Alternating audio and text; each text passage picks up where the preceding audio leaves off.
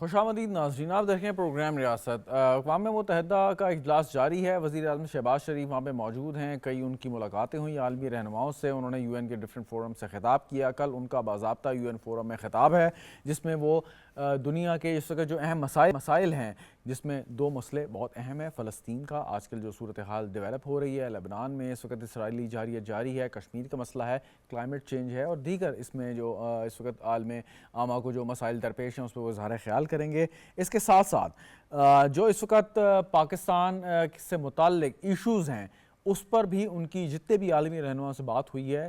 پاکستان کی معیشت کا معاملہ ہے، ترکی کے صدر سے ملاقات ہوئی، دیگر رہنماؤں سے ملاقات ہوئی ہے وہ بھی، اور اس کے ساتھ ساتھ جو دہشت گردی کا مسئلہ ہے اس پہ بھی سیر حاصل وزیر اعظم صاحب نے گفتگو کی ہے۔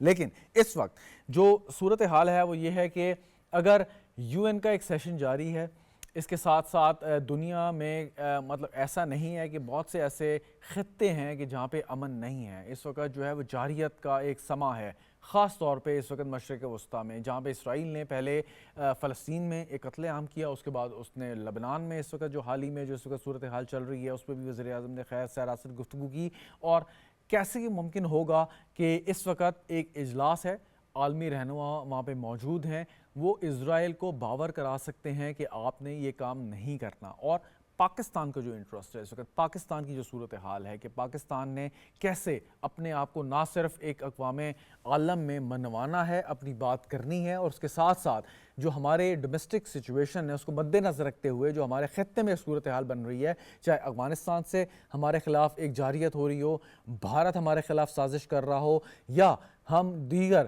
جو ریجنل جو پلیئرز ہیں ان کی وجہ سے ہم کسی پرابلم میں ہوں، اس کو ہم نے دیکھ کے آگے چلنا ہے، اور یہی منبع ہوگا، ایک کانٹیکسٹ ہوگا، ایک اس کا ایملگمیشن ہوگا ان پوائنٹس کا جو وزیر اعظم اپنے کل خطاب میں کریں گے۔ اس پہ ہم گفتگو کرتے ہیں۔ ہمارے ساتھ اسٹوڈیو میں موجود ہیں خالد صاحب، سابق سفیر ہیں، بہت بہت شکریہ سر آپ کا۔ الماس نقوی صاحب، الماس حیدر نقوی صاحب ماہر بین الاقوامی امور ہیں، وہ ہمارے ساتھ موجود ہیں، سر آپ کا بھی بہت شکریہ۔ جنرل رضا محمد خان صاحب دفاعی تجزیہ کار ہیں، فارمر پریزیڈنٹ ہیں نیشنل ڈیفنس یونیورسٹی کے، ہمارے ساتھ موجود ہیں، سر آپ کا بہت بہت شکریہ۔ تصور عرفات صاحب ہمارے ساتھ موجود ہیں، پاکستان ٹیلی ویژن کے نمائندے ہیں، وہاں پہ اس وقت نیو یارک میں موجود ہیں اور دیکھ رہے ہیں اپنی آنکھوں سے جو وہاں پہ صورتحال ڈیولپ ہو رہی ہے۔ تصور صاحب سب سے پہلے میں آپ کی جانب آتا ہوں، کیا مجھے سن سکتے ہیں آپ؟ تصور صاحب کین یو ہیئر می؟ جی جی بالکل آواز آ رہی ہے شہزاد صاحب۔ جی تصور صاحب یہ فرمائیے گا کہ اس وقت آپ وہاں پہ موجود ہیں، تھوڑا سا بتائیں کہ آج ایکٹیویٹیز کیا تھی، کیا ہوا، کن لوگوں سے وزیر اعظم کی ملاقات ہوئی، امپورٹنٹ ایونٹس کیا تھے، تھوڑا سا میں بریف کر دیں ہمارے ناظرین کو، اس کے بعد تاکہ ہم ڈسکشن کو آگے بڑھائیں۔ شہزاد آج کا دن کا آغاز تو ابھی تھوڑی دیر بعد ہوگا، یہاں صبح کا ٹائم ہے، اور وزیر اعظم کے جو سارا فوکس ہے، صبح ایک میٹنگ ہوئی، اس کے بعد بھی ایک میٹنگ ہونے جا رہی ہے، کچھ دیر بعد جو فوکس ہے سارا وہ کل کا جو وزیر اعظم کا یو این جی اے میں خطاب ہے اس پہ ہوگا۔ کل کے دن میں بڑا اہم دن رہا، یہاں پہ وزیر اعظم شہباز شریف کی جو M D I M F ہے ان سے ملاقات ہوئی، اور اس سے پہلے آپ کو پتا ہے کہ ایک بہت بڑا بریک تھرو ملا پاکستان کو، جس میں آئی ایم ایف نے پاکستان کا جو لون کا وہ اس کو اپروو کیا، اور وزیر اعظم کا جو یہاں کا وزٹ ہے، کیونکہ یہ بائی لیٹرل وزٹ نہیں ہے، ایک یو این جی اے کی کانفرنس ہو رہی ہے جس میں تمام کنٹریز کے ہیڈز آف اسٹیٹ یہاں پہ موجود ہیں، لیکن اس کے باوجود وزیر اعظم جو ہے وہ بائی لیٹرل، جس طرح ٹرکش پریزیڈنٹ کے ساتھ ان کی میٹنگ ہوئی، اور ٹرکش پریزیڈنٹ نے بڑا کھل کے وزیر اعظم کی جو معاشی پالیسیز ہیں ان کو سراہا، اور انہیں کہا کہ آپ کا معاشی پالیسیز کی بہتری کی طرف جا رہی ہیں، اور آنے والے دنوں میں اتنا بہتری آئے گی کہ آپ پاکستان جو ہے معاشی لحاظ سے بڑا اسٹرانگ کنٹری بن جائے گا۔ اس سے ہٹ کے جو اہم میٹنگ بائی لیٹرل میٹنگ ایک ہوئی ہے، اور اس سے پہلے بھی ایک اشاریہ دیا گیا یہاں پہ جو چیف ایگزیکٹو ہیں بنگلہ دیش کے، ان کے ساتھ۔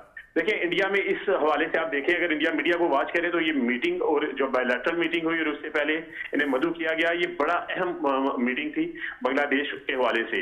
اس میٹنگ میں بھی بنگلہ دیش کے ساتھ جو بائی لیٹرل ریلیشن ہے ان پہ بات ہوئی، اور باقی جو ایشوز ہیں ان کو ڈسکس کیا گیا وزیر اعظم کی طرف سے۔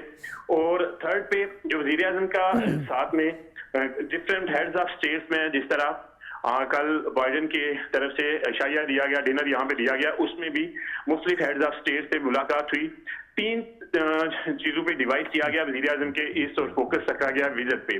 سب سے پہلے معاشی لحاظ سے جو وزیر اعظم اور گورنمنٹ آف پاکستان کی پالیسیز ہیں اس پہ، سیکنڈ پہ جو غزہ میں اسرائیل کی طرف سے جارحیت جاری ہے اس پہ، اور تھرڈ पाकिस्तान का जो पॉइंट ऑफ व्यू है कश्मीर, गाजा और आने वाले दिनों में, आने वाले महीनों में मुआशी लिहाज से इस पे डिवाइड किया हुआ और इसी पे तीनों पे फोकस होगा। कल की यूनाइटेड नेशन में जो वज़ीर आज़म की स्पीच होगी वो, इससे हटके जो पाकिस्तान मिशन की तरफ से कुछ मीटिंग्स अरेंज की गई हुई हैं, जिस तरह पाकिस्तान और अमेरिका के बैंकर्स हैं, बिजनेस कम्युनिटी है, उनकी मीटिंग आज है वज़ीर आज़म। अच्छा, ये तस्वर ये बताएं, एक सवाल है आपसे कि वज़ीर आज़म साहब ने गाज़ा, फ़लस्तीन और इस वक्त जो लबनान में हो रहा है उसमें बड़ी स्ट्रॉन्ग ओपिनियन ली है। कल का उनका जो खिताब था यूएन के एक डिबेटिंग फोरम के साथ, तो कल की तकरीर में भी हम एक्सपेक्ट करेंगे वो ये बात करेंगे। इस वक्त जो एक राय आमा डेवलप हो रही है मशरिक़ वस्ता में इसराइल की जारियत की वजह से जो सूरत हाल पैदा हुई है,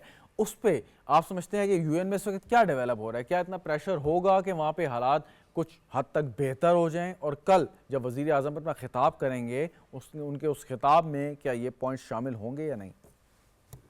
बिल्कुल शहजाद, टर्किश जो प्रेसिडेंट ने अपना खिताब किया उसमें भी यही फोकस था। और वज़ीर आज़म देखें, वज़ीर आज़म एससीओ कॉन्फ्रेंस में गए, वहां पे उन्होंने बड़ा खुल के जो इसराइल की तरफ से जारहियत और कश्मीर का जो पाकिस्तान का जो पॉइंट ऑफ व्यू था कश्मीर पे, वो खुल के बयान किया। कल का फोकस जो है वज़ीर आज़म की स्पीच का सबसे अहम यही होगा कि जो जारहियत जारी है इसराइल की तरफ से गाजा में, उस पर वो बात करेंगे और बड़ा खुल के अपना पॉइंट ऑफ व्यू बयान करेंगे। और ना सिर्फ अपना बल्कि इस्लामिक वर्ल्ड और जो OIC वहां पे इनका अपना स्पीच थी उसी को मद्देनजर रखते हुए आगे इसको लेके चलेंगे।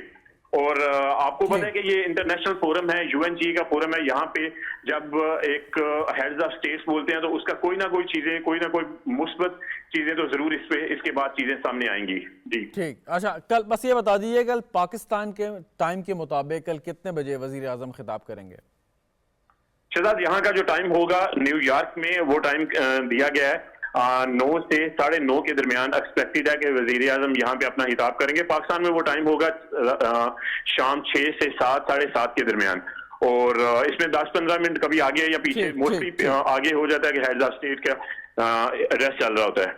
बिल्कुल ठीक। और पाकिस्तान टेलीविज़न न्यूज़ कल स्पेशल ट्रांसमिशन भी करेगा और यकीनन हम कोशिश करेंगे कि आप भी उस ट्रांसमिशन का हिस्सा बने। कल वज़ीर आज़म का खिताब है। बहुत बहुत शुक्रिया तस्वर अरफात साहब, साथ आप मौजूद थे, अपडेट कर रहे थे हमें कि वहाँ पे इस वक्त क्या सूरत हाल है। एम्बेसडर साहब, आपने गुफ्तगू सुनी, तस्वर साहब को लेने का मकसद था कि हमें पता चल जाए कि इस वक्त क्या अपडेट्स चल रही हैं। इस वक्त अक़वाम मुत्तहिदा की जनरल असम्बली का इजलास चल रहा है, लेकिन जो मशरिक़ वस्ता की सूरत हाल है, बावजूद कि थीम हो क्लाइमेट चेंज व्हाटएवर एवरीथिंग, लेकिन सामने जो एक मसला है वो सबके सामने है। और वज़ीर आज़म ने बारहा इस पर गुफ्तगू की। इन्होंने जितने भी फोरम्स पे साइड लाइन्स में मुलाकातें हुई, कश्मीर के साथ साथ फ़लस्तीन का भी जिक्र किया। क्या कोई पॉसिबिलिटी है कि इस सेशन के दौरान हम बावर करा सकें, हमसे मुराद है कि आलमी बरादरी इज़राइल को, कि ये जिसका जो जेनोसाइड है या मशरिक़ वस्ता की सूरत हाल को आप ख़राब करें, इसको आप मतलब थोड़ा सा रिस्ट्रेंट का मुज़ाहरा करें? शहजाद साहब, बैकग्राउंड जो है ना वो कोई इतना प्रॉमिसिंग नहीं है, क्योंकि जब डोनाल्ड ट्रंप प्रेसिडेंट बने अमेरिका के तो उन्होंने एक बहुत ही जारहाना प्रो इज़राइली पॉलिसी शुरू की। और जो वहाँ पे चीदा अरब मुल्क जो हैं उन्हें कहा कि जी आप इज़राइल को रिकग्नाइज़ करें, आप तस्लीम करें, और उसको बड़े बड़े नाम दे दिए, Abrahamic accords and this that. तो ये यानी आप ज़रा जाएं कि ये 2001 से 2004 तक, सॉरी 2021 से 2017 से 2021 तक अब्राहम अकॉर्ड की बात करें, ट्रंप रहे सदर, जब कोशिश थी कि सॉल्यूशन निकल आए, बहुत अच्छा। अब यानी कुछ मुल्कों ने हाँ कर ली और सऊदी अरब ने कहा कि नहीं, हम ये नहीं कर सकते जब तक कि ये 2 स्टेट सोल्यूशन जो है इम्प्लीमेंट नहीं होता, जब तक कि फ़लस्तीन की रियासत को नहीं माना जाता। 2021 के शुरू में जो बाइडन आ गए सदर, और उन्होंने जो पहली विज़िट की इज़राइल में, तेल अवीव में, उन्होंने एयरपोर्ट पे उतरते उन्होंने कहा कि I am a proud Zionist, मुझे बड़ा फ़ख्र है सहूनी होने पे।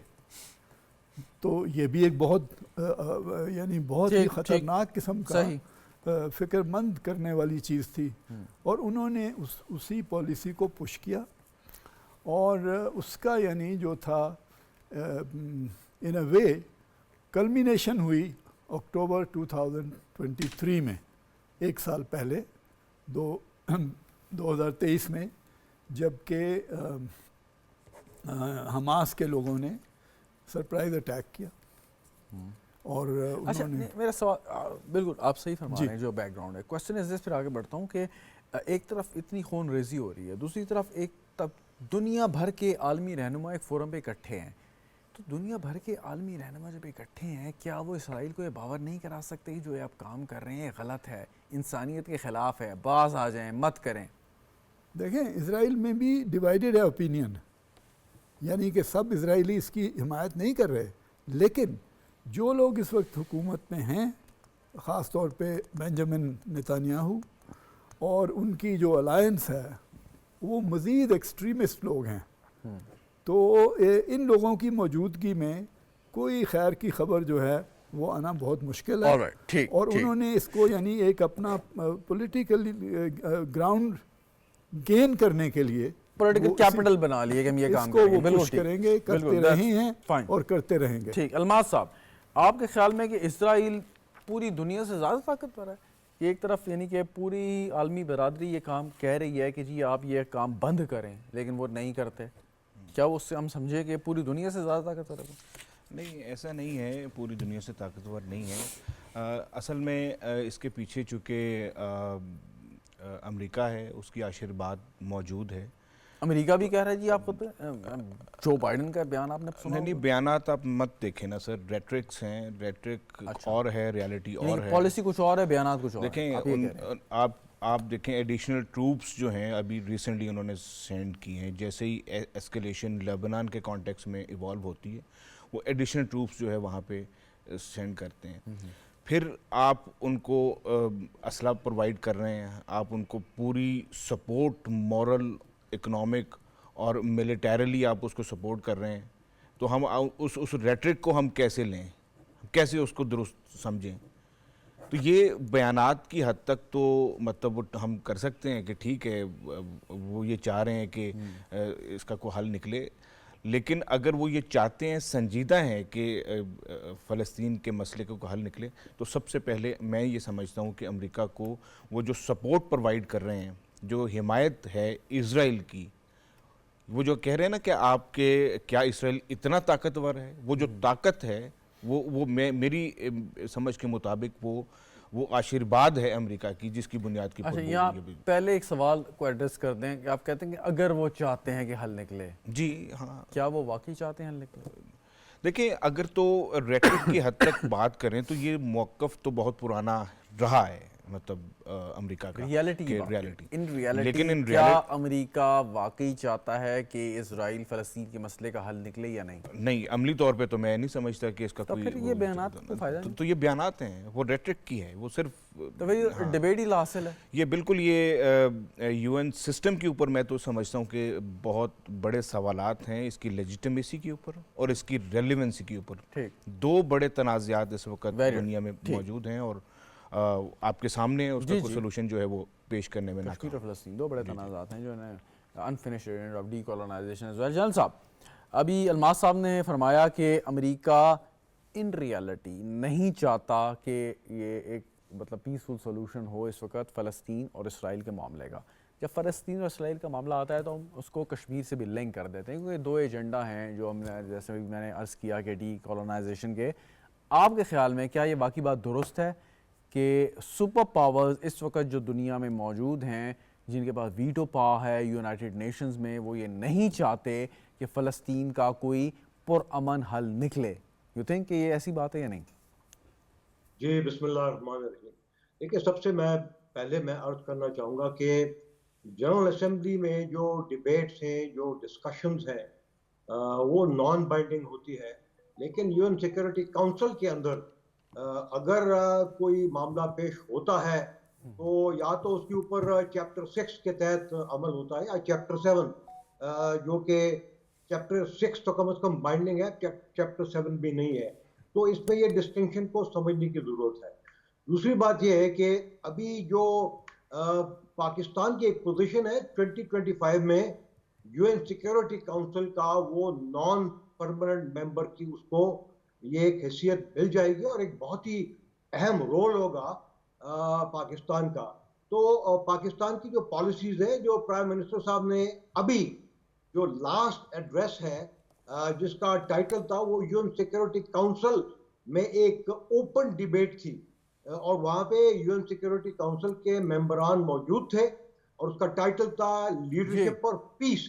उन्होंने देखे जो मेजर चीज़ों का उन्होंने जिक्र किया है कि गाजा में, वेस्ट बैंक में, लेबनान में इसराइल ने नस्ल कुशी की है और उसको उसकी सज़ा मिलनी चाहिए और उन्होंने ये तजवीज़ दी कि सज़ा के तौर पर उनको हथियारों की फ़रोख्त पर पाबंदी होनी चाहिए और इसराइल के ऊपर इक़्तिसादी और तिजारती पाबंदी लगना चाहिए ताकि उसकी लीडरशिप जो है वो जंग बंदी के ऊपर मजबूर हो।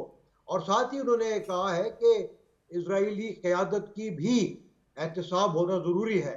और उन्होंने एक साथ यूक्रेन में जंगबंदी की भी बात की, कश्मीर में रायशुमारी और लोगों की बुनियादी हकूक़ की पामाली को रोकने की बात की। इसी तरह दाइश और टीटीपी को जो अफगान गवर्नमेंट सपोर्ट कर रही है उसके ऊपर तशवीश का इजहार किया। आपका जो मेन क्वेश्चन है उसकी तरफ मैं आता हूँ।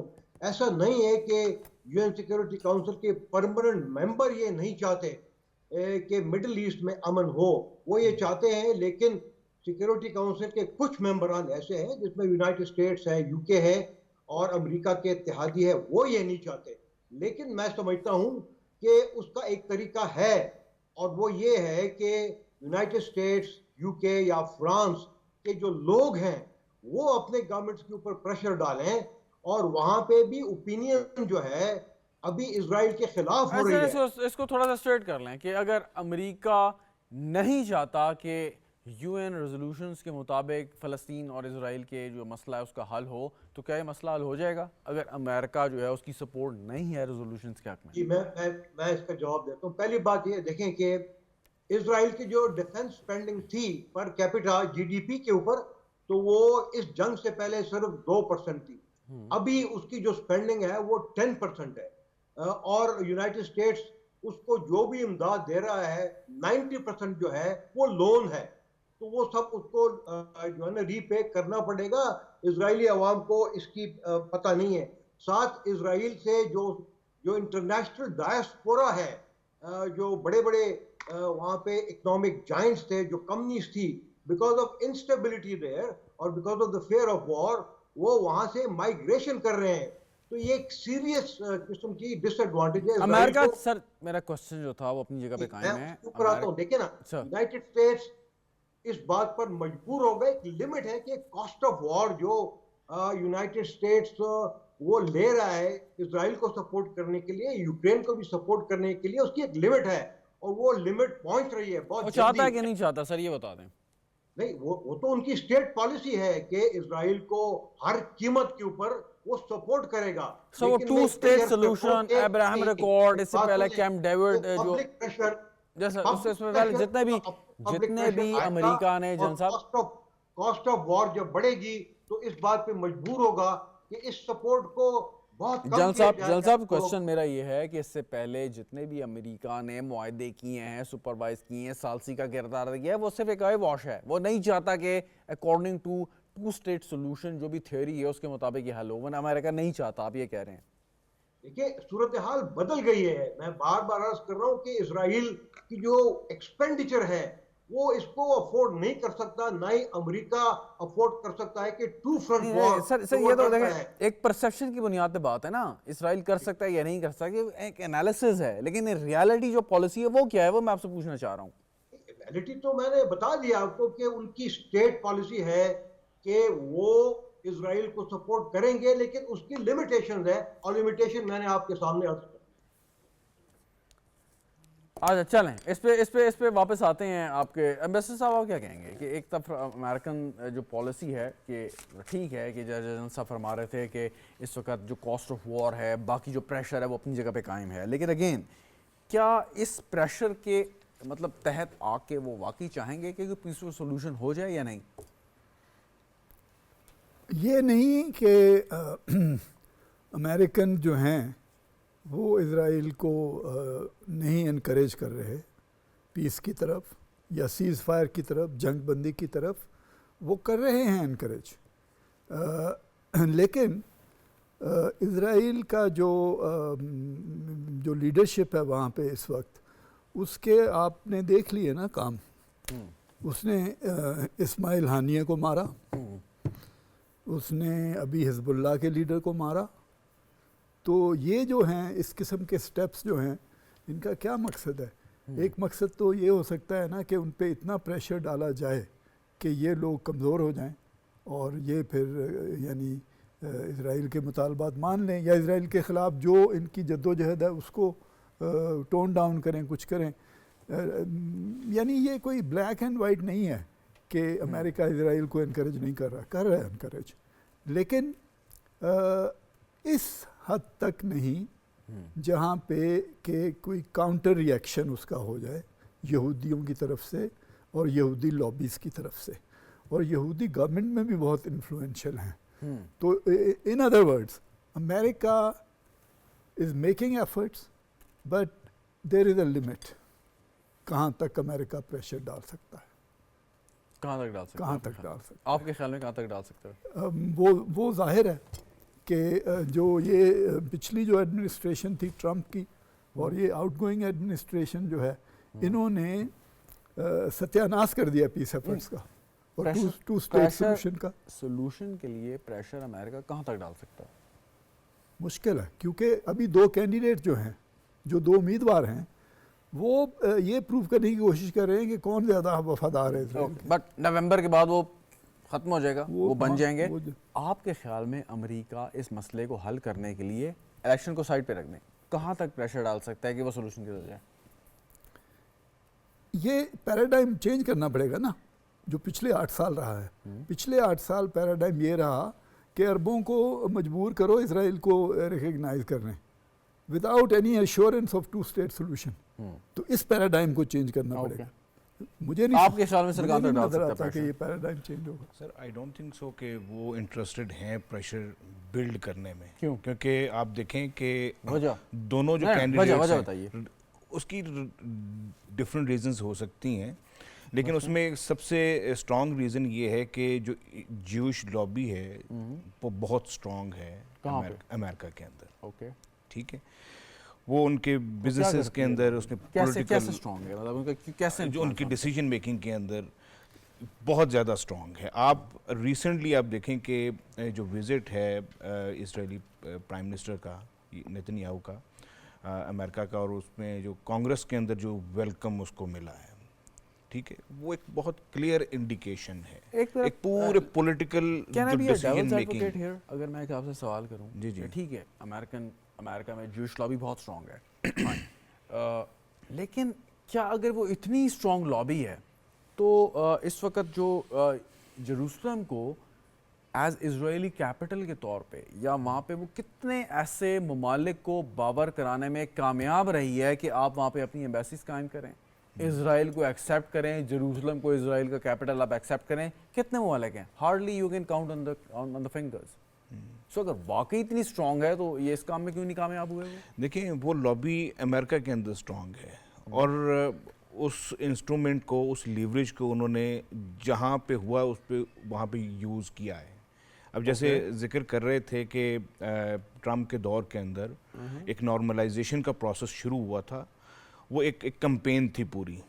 اور میں یہ سمجھتا ہوں کہ اکتوبر جو 7 کا جو حماس کا جو حملہ ہے وہ ایک پریمپشن تھی، ٹھیک ہے، چونکہ بہت بڑی چینج آ رہی تھی اگر وہ پلان امپلیمنٹ ہو جاتا، ٹھیک ہے. تو یہ اس طرح جیو پالیٹکس، آپ کو پتہ ہے کہ مڈل ایسٹ کی جو پالیٹکس ہے اس کے اندر جو ایکٹرز ہیں وہ بہت کلیئر ہیں، ٹھیک ہے. اگر وہ چینج آ جاتی تو ڈیفینیٹلی دوسری جو بلاک ہے یہ سمجھتے ہیں کہ ان کے انٹرسٹ کو شاید کوئی پہنچ رہی ہے، کوئی نقصان ان کو ہو رہا ہے. تو میں یہ سمجھتا ہوں کہ امریکہ کے اندر جوش لابی اسٹرانگ ہے. دونوں کینڈیڈیٹس جو ہیں وہ مور اور لیس جو ہے وہ سپورٹیو ہیں टूवर्ड्स इसराइल, ठीक है, और इसराइल की पॉलिसी जो है वो बहुत क्लियर है, वो ग्रेटर इसराइल की तरफ जा रहे हैं, ठीक है, और उनका हाथ रोकने वाला अभी तक मुझे नज़र नहीं आ रहा। ठीक, जान साहब, हाथ रोकने वाला कोई नज़र नहीं आ रहा ग्रेटर इजराइल, लेकिन ग्रेटर इजराइल का क्या नक्शा होगा? पूरे मशरिक़ वस्ता पे वो कब्ज़ा कर लेंगे? उसकी क्या हैसियत होगी? किस तरीके से वो सर्वाइव करेंगे?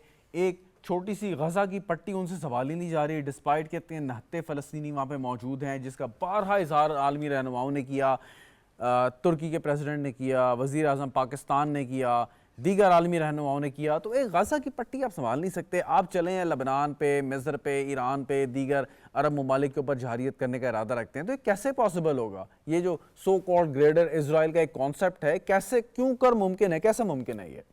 देखिए, वो जो एक कॉन्सेप्ट है वो बिल्कुल और ठीक है, वो ख्वाब देखते रहे, मुकम्मल कभी उसने नहीं होना। जिस तरह हिंदुत्व वाले वो अखंड भारत की बात करते हैं, मैं दोबारा बात करूंगा कॉस्ट ऑफ वॉर के। देखिए, अफगानिस्तान से अमेरिका क्यों वापस गया, एक मेजर वजह उसकी ये थी कि वहां पे उसके 1 ट्रिलियन से ज्यादा डॉलर लगे और वो उसका डायरेक्ट इफेक्ट हो रहा था उनके अवाम के ऊपर और उनकी हुकूमत के चलाने के ऊपर। तो मैं फिर अर्ज करूंगा कि एक लिमिट है, ठीक है, और अमेरिका कैसे प्रेशर डाल सकता है वो इस तरह कि जो उसको वो हथियार दे रहा है, साजो सामान दे रहा है और जो फाइनेंशियल सपोर्ट दे रहा है, अमेरिका अगर समझता है कि वो अपने लिमिट को पहुंच गया तो वो उसको जरूर कम करेगा। एक और चीज मैं आपको बताऊं, देखें, लोग पूछते हैं कि अमेरिका, ये वजह क्या है कि अमेरिका इजराइल को जो है वो सपोर्ट कर रहा है? उसकी मेन वजह जो है वो देखिए रिलीजियस है, और वहां पे जो क्रिश्चियन ज़ायोनिस्ट है वो बिलीव करते हैं एंड ऑफ टाइम्स में, और एंड ऑफ टाइम को पैराडॉक्सिकली करीब लाने के लिए वो ये चाहते हैं कि इजराइल को जितनी वो सपोर्ट दे सके वो करते रहें। तो रिलीजियस रीजन ज्यादा है, सिक्योरिटी रीजन उसको कम है, इसको समझने की जरूरत है।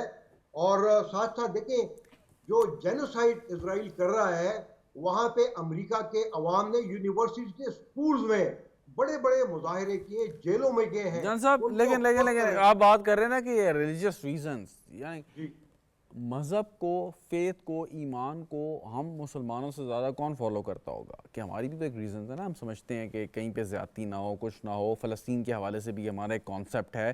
तो क्या उनका फेथ, उनका जो भी जहन है, वो क्या हमसे ज़्यादा स्ट्रॉन्ग हो सकता है? कम से कम मैं तो ये बिलीव नहीं करता। आप क्या कहते हैं? ये एक डिफरेंट डिबेट है। मैं तो आपको वजूहात दे रहा था कि इनकी जो स्टेट पॉलिसी है वो क्यों इस तरह है। इसलिए कि वहाँ पे चाहे रिपब्लिकन है चाहे डेमोक्रेट्स है, वो इसमें इन रीजन को वो बिलीव करते हैं, और ये मेन रीजन है, मेन रैशनल है इनको इजराइल को सपोर्ट करने के लिए। तो अब आप उसको सही समझे या गलत समझे, लेकिन ये उनकी पॉलिसी है। मैं समझता हूँ कि अमेरिका अभी ये जो 2 फ्रंट वॉर लड़ रहा है उसकी एक लिमिट है, उसकी एक फाइनेंशियल कॉस्ट है, और वो फाइनेंशियल कॉस्ट जो है वो अनसस्टेनेबल है, और उसको इवेंचुअली मेरे ख्याल में पुल आउट करना पड़ेगा। और उसके ऊपर ट्रम्प साहब ने जो है वो बड़ा क्लियरली बताया कि अगर वो दोबारा सदर बनते हैं तो एक फोन करके दोनों जंगों को वो रोक लें। Is it possible? बिल्कुल। देखिए, अगर president of the United state चाहे, उसकी ऑफ कोर्स एक पॉलिटिकल कॉस्ट होगी, लेकिन अगर वो नहीं, अगर वो ट्रम्प साहब ये फरमाते हैं, अगर ये पैसा पॉसिबल है कि जंग रुक जाए, और इवन के डेमोक्रेट्स भी हैं, उनकी भी ये ख्वाहिश है कि जंग रुक जाए, तो अगर एक फ़ोन कॉल से पॉसिबल है तो भी जो बाइडेन क्यों नहीं फ़ोन करके जंग रोक लेते? बिकॉज उनकी पॉलिसी नहीं है ना। लेकिन ट्रम्प साहब ने तो वादा किया, अब देखते हैं कि ये वादा निभाया जाता है या नहीं। अगर एक तरफ इंसानी जाने जा रही हैं, अमेरिकन जो है वो क्लेम करते हैं कि उनके जो आइडियल, जो विल्सोनियन प्रिंसिपल हैं, वो पूरी दुनिया में वो इम्प्लीमेंट करते हैं। उनका अपना जो एक सो कॉल्ड जो एक मोरालिटी का एक एलिमेंट है, आप भी इससे शायद इत्तेफाक करें या ना करें, अगर वो ये समझते हैं तो चाहे डेमोक्रेट्स हों या रिपब्लिकन्स हों, अगर फ़ोन कॉल की वजह से इतने लोगों की जान बच सकती है तो वो क्यों नहीं करते? इसीलिए मैं कह रहा हूँ कि देखें, इसमें जो यूनाइटेड स्टेट्स की जो रेपुटेशन है ह्यूमन राइट्स को डिफेंड करने के लिए, वो एक स्टेक है, और साथ ही यूएन सिक्योरिटी काउंसिल की जो रेपुटेशन है जी, बिल्कुल एक स्टेक है। प्राइम मिनिस्टर में साहब ने इनकी बात भी की है। राइट। जनरल साहब, सॉरी एम्बेसडर साहब, आप क्या कहेंगे कि अगर امریکہ یہ کر سکتا ہے اور عالمی رہنما بشمول پاکستان جیسے ممالک اس پہ زور دے رہے ہیں کہ وہاں پہ جینوسائیڈ رکنی چاہیے اور الٹیمیٹلی جب وہاں جینوسائیڈ رکے گی تو ہم کشمیر کے مسئلے کو بھی اوپر اٹھا سکیں گے.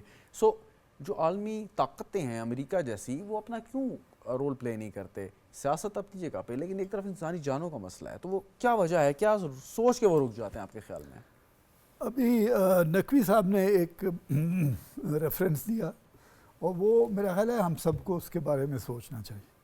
وہ یہ ہے کہ جب جوائنٹ سیشن ہوا کانگریس کا سینٹ کے ساتھ اور پرائم منسٹر نیتانیاہو نے وہاں پہ ایڈریس کیا تو وہ لوگ تالیاں مطلب اسٹینڈنگ اویشن جسے کہتے ہیں نا, وہ رک ہی نہیں رہے تھے جی. تو کوئی امریکن پریزیڈنٹ اس بات کو نظر انداز نہیں کر سکتا کہ کانگریس کے اندر اسرائیل کی بہت سپورٹ ہے, بہت سپورٹ ہے.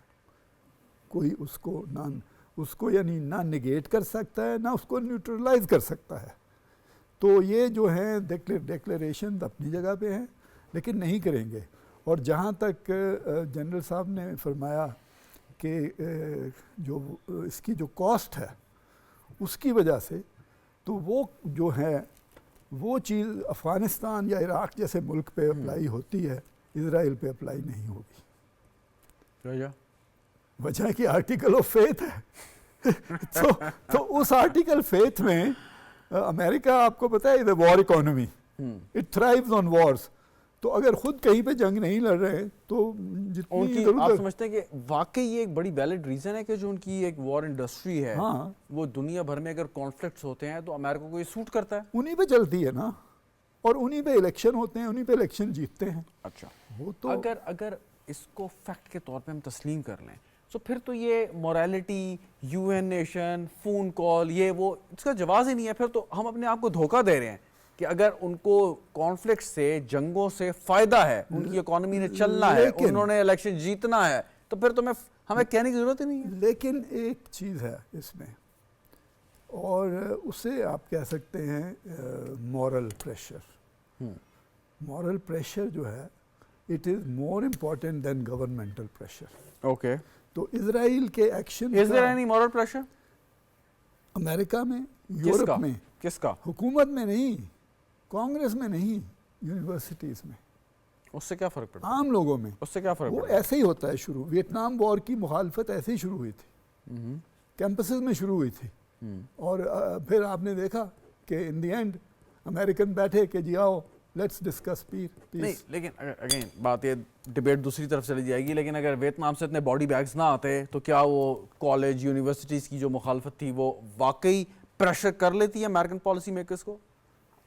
صحیح ہے آپ کی بات, اور یہ افغانستان پہ بھی اپلائی ہوتا ہے, یہ عراق پہ بھی اپلائی ہوتا ہے, لیکن جیسے میں نے کہا یہ اسرائیل پہ اپلائی نہیں ہوتا کیونکہ کوئی باڈی بیگ نہیں آ رہا. کیا ہو رہا ہے؟ یہ ہو رہا ہے کہ اسرائیلی مائیگریٹ کر رہے ہیں, آپ نے بھی ذکر کیا, مائیگریٹ کر رہے ہیں. یہ بھی ایک مورل پریشر ہے. تو اس طرح کے مورل پریشر جو ہیں, اینڈ لیٹس ناٹ آلسو یعنی انڈر ایسٹیمیٹ کہ یو این جو ہے اسے بہت سے لوگ ٹاکنگ شاپ کہتے ہیں کہ جی لوگ آتے ہیں, تقریریں کرتے ہیں, چلے جاتے ہیں. آپ کیا کہیں گے لیکن اس کا بھی انواز صاحب, آپ کیا کہیں گے مورل ویٹ ہے اسی حوالے سے؟ موریلٹی, خطاب, دنیا بھر کے عالمی رہنما یو این کے فورم پہ اس وقت اسرائیل پہ پریشر. اگین بات یہ ہے کہ امریکہ وار انڈسٹری, وہ چاہتا ہے کہ کہیں پہ کانفلکٹ ہو, اسلحہ بکے, اکانومی چلے. بعد میں دیکھیں گے الیکشن ہوگا تو ووٹر ڈالتے ہیں, ووٹ کے نہیں ڈالتے. دیکھیں انٹرنیشنل پالیٹکس میں میں یہ سمجھتا ہوں کہ مورالٹی جو ہے یہ اخلاقیات خواہش ہے, اور جو طاقت ہے اور تنازعات یہ میں سمجھتا ہوں کہ یہ حقیقت ہے. ہمیں اچھا لگے یا برا لگے, بات ہمیں خواہش کی کرنی چاہیے, امن کی کرنی چاہیے, تنازعات ختم ہونے کی کرنی چاہیے. لیکن جو حقیقت ہے وہ بھی ہمیں تسلیم کرنا چاہیے. اس کی وجہ بنیادی یہ ہے کہ اس دنیا میں ایکویلٹی نام کا کوئی تصور نہیں ہے. دیر از نو ایکویلٹی. ٹھیک ہے, آئیڈیلی ہم بات کریں ہو سکتی ہے, تھیوریٹیکلی ہم بات کریں ہو سکتی ہے. اب مالدیپ اور United States both are the members of United Nations. Do you think both are equal? وہ گریک ہسٹورین تھیسائیڈس نے کیا کہا تھا, you must have to know your place. ٹھیک ہے, تو آپ کو اپنی حیثیت پہلے دیکھنی ہے. اور دوسرا ایک اہم تصور یہ ہے انٹرنیشنل ریلیشنز میں کہ بیونڈ اسٹیٹ جو ہے وہ کوئی حکومت نہیں ہے, کوئی گورننگ باڈی نہیں ہے. اگر ہم سیکیورٹی کاؤنسل کی بات کرتے ہیں تو اس کے پاس کون سی انفورسمنٹ کی باڈی ہے؟ ادب سے میں اگر فرض کر لیں درست فرمایا کہ آپ کے سامنے فلسطین کے حوالے سے یا کشمیر کے حوالے سے کتنی ریزولوشنز موجود ہیں, آج تک کیوں امپلیمنٹ نہیں ہو سکا؟ چیپٹر 7 کے تحت کچھ نہ کچھ بات ہو سکتی ہے, لیکن ادب سے اگر میں تھوڑا سا, اگر آپ کی اجازت سے تھوڑا سا ایک ڈس ایگری کرتے ہوئے ایک سوال آپ سے کر سکوں میں. سوال یہ ہے کہ آپ نے کہا کہ ٹھیک ہے کہ حیثیت برابر نہیں ہے, ٹھیک, پھر تو چھوڑ دیں آپ یو این کے چارٹر کو, پھر تو چھوڑ دیں آپ لبرلزم کو جن کی بنیاد پہ آپ نے یہ انسٹیٹیوشنز قائم کیے تھے, پھر تو آپ صرف بات کریں ریال پالیٹک کی کہ جو طاقتور ہے وہی درست ہے. جی میں ریل پالیٹکس کی بات کر رہا ہوں. یو این کا, اس فورمز کا, ان کنونشنز کا کوئی فائدہ نہیں ہے. پھر اس ریالٹی کو ہم ایکسیپٹ کر لیں کہ یہ صرف ایک آئے واش ہے, ہم جاتے ہیں تقریریں کرتے ہیں, اس کے بعد اینڈ آف دا اسٹوری. اگر ہم نہ بھی چاہیں تو ریالٹی وہی رہے گی, وہی ہے. بٹ ہم کیوں اس چیز کو ایکسیپٹ نہیں کرتے؟ ایمبیسڈر صاحب سے ڈیفر کریں گے, لیکن why don't we accept this fact کہ اگر ایسے ہے تو ایسا, مطلب ہمیں سمجھ یہ خواہش ہے اور خواہش اخلاقیات کی ہونی چاہیے. کوئکلی صاحب جن صاحب کے پاس جاتا ہوں, کوئکلی. ایک منٹ سر, یہ جو بھی اپیلیں آتی ہیں سر, یو کے سے آتی ہیں یا امریکن پریزیڈنٹ سے یا سیکرٹری آف اسٹیٹ سے آتی ہیں, اس کو لنک کریں مورل پریشر کے ساتھ. رائٹ, یہ it is not happening in a vacuum کہ امریکہ کہتا ہے بند کرو. ٹھیک. اچھا آپ کہتے ہیں جی, لیکن sir I am sorry to cut you, کیا وہ بند ہو جاتا ہے؟ لیکن میں میرا reference moral, that's fine, I absolutely agree with you. لیکن جو بھی ان کی اپیلیں ہیں جس پریشر سے بھی آتی ہیں وہ کر بھی دیتے ہیں, کیا ان پریشرز, ان اپیلز کے بعد یہ چیز بند ہو جاتی ہے؟ دا آنسر از نو. اچھا لیٹس ناٹ فارگیٹ کہ جو مطلب آپ لوگوں کے سامنے ٹی وی کیمراز کے سامنے ہو رہا ہے, صرف یہی نہیں ہے, بہت کچھ ہو رہا ہے جہاں ہم کیمرے کی اجازت نہیں ہوتی. ٹھیک, what does it mean? Contacts, negotiation, quiet negotiation وہ چل رہی ہیں.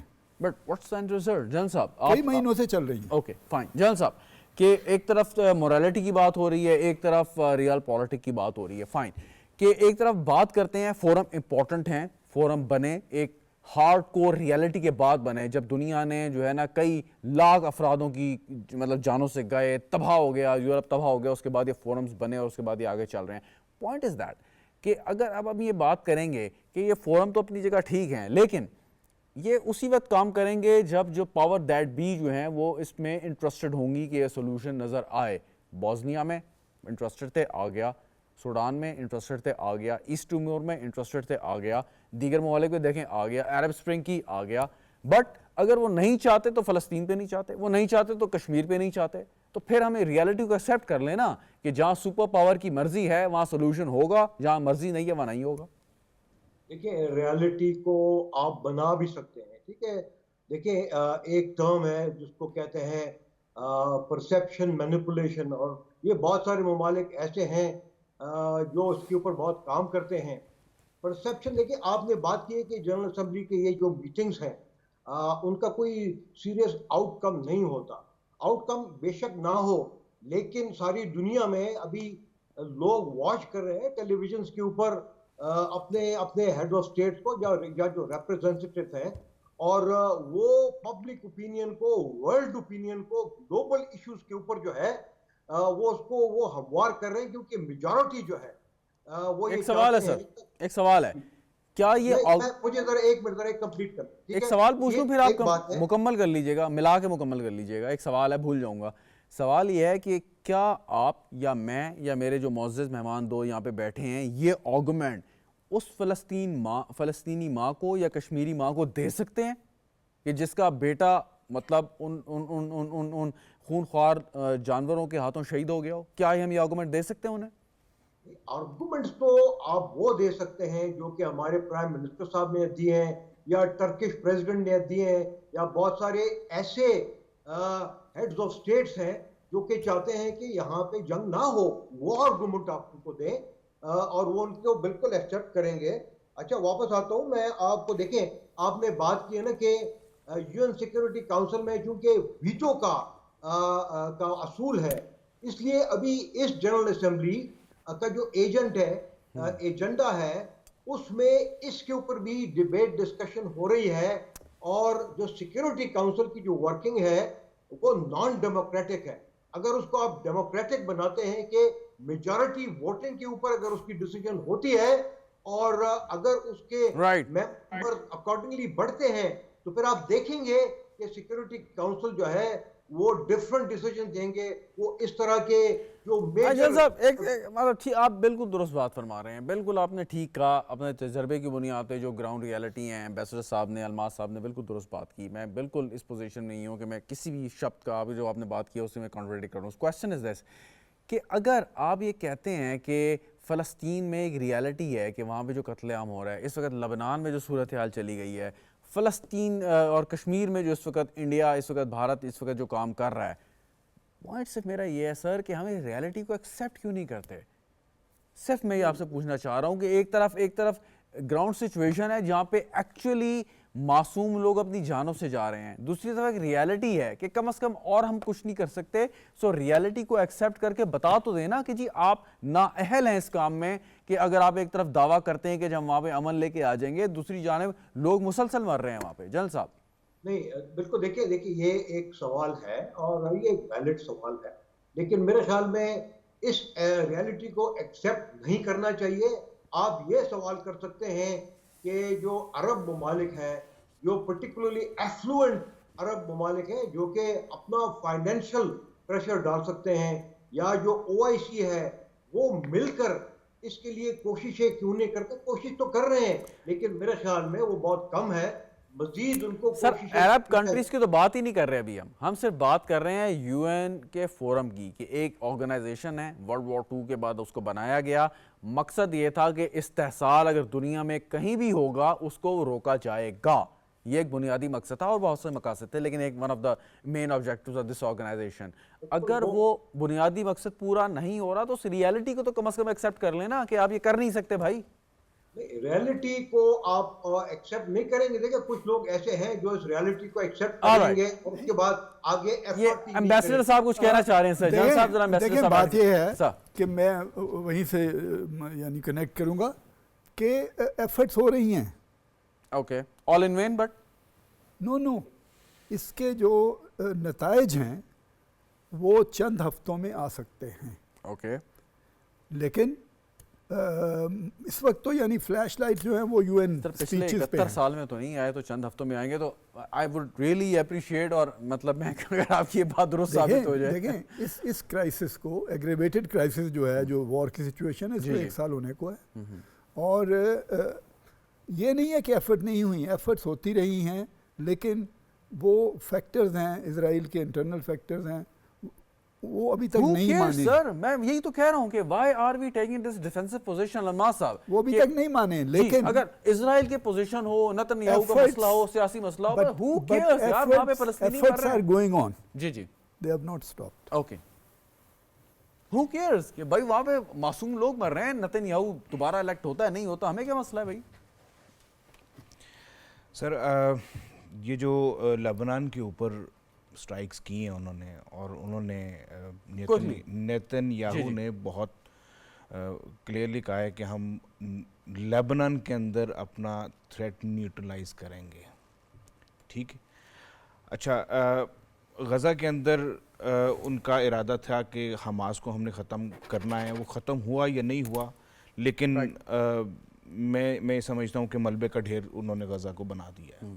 ٹھیک ہے، 2 ریاستی حل کی بات کرتے ہیں، وہ ریاست بچی کہاں ہے دوسری؟ مجھے یہ بھی ابھی تک سمجھ نہیں آئی کہ وہ دوسری ریاست کون سی ہے اور کن حدود کے اوپر وہ دوسری ریاست بچے گی. تو یہ سر باتیں ہیں، آپ باتیں دیکھیں.